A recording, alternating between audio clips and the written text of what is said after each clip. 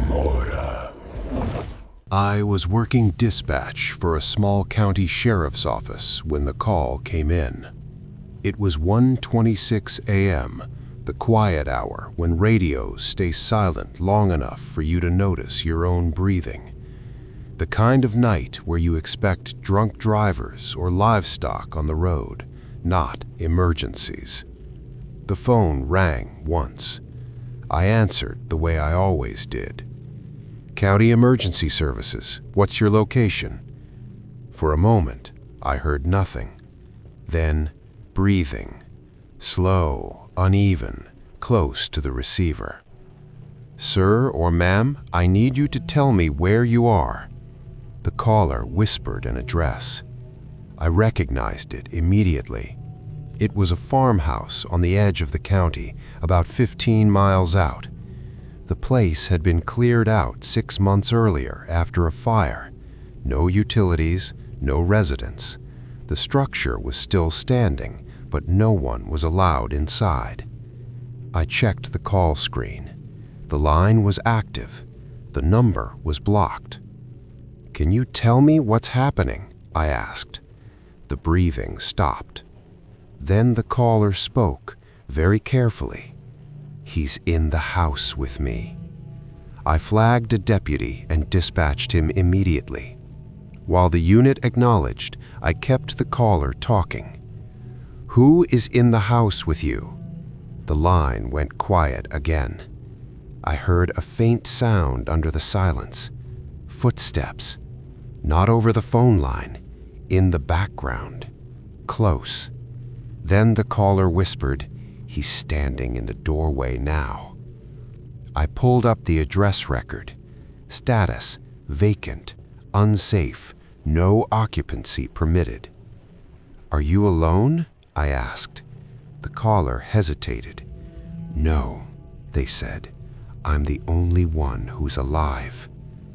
That's when the system alarm triggered. The 911 console flagged the call as location mismatch. The GPS coordinates didn't match the address. They weren't even close. According to the signal, the call was coming from inside our building. I looked up from my screen. The dispatch floor was empty except for me. Lights dimmed for night mode. Hallway dark beyond the glass. "Can you see anyone else with you?" I asked slowly. The caller's breathing returned, faster now. "Yes," they said, "I see you." I dropped my headset. The line stayed open. I picked it back up, heart pounding. "That's not possible. You're not here." The caller laughed, a quiet, shaky sound. "That's what he keeps telling me too." I heard a door creak on the call, wood on wood, then a thump like something heavy stepping inside.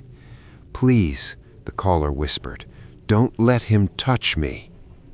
The deputy radioed in. He was approaching the farmhouse. "No lights on, no vehicles, no movement," he said.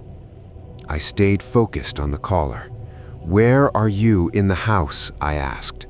"In the hallway," they said. "I'm standing where the mirror used to be." I froze. The farmhouse hallway mirror had shattered during the fire. That detail wasn't public. On the call, I heard something else now. Another set of breathing. Deeper, slower, not the caller's. Then a voice spoke very clearly, not into the phone, but near it. "You shouldn't have called." The caller screamed. The line filled with movement, footsteps running, something crashing over, a door slamming.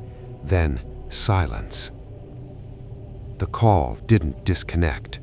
I could hear breathing again, but it wasn't panicked anymore.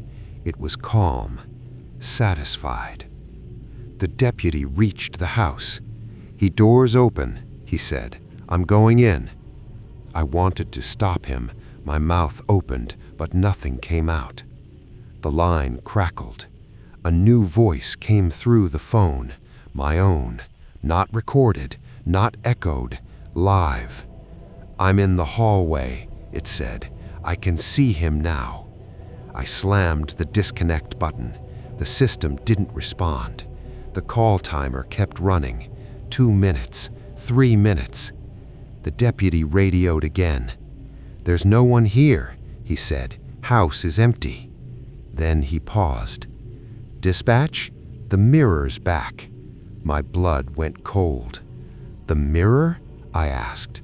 "Yeah," he said slowly. "Hanging in the hallway. Looks new." I heard a sound over the open phone line, glass cracking, then a sharp snap. The call finally disconnected.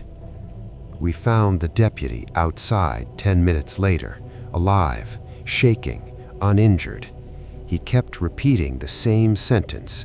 He was already inside before I arrived. The farmhouse was boarded up the next morning. The mirror was gone. The call log was archived as a system error. But sometimes, during late shifts, the emergency phone rings without lighting up. And when it does, I can hear breathing, waiting for me to answer.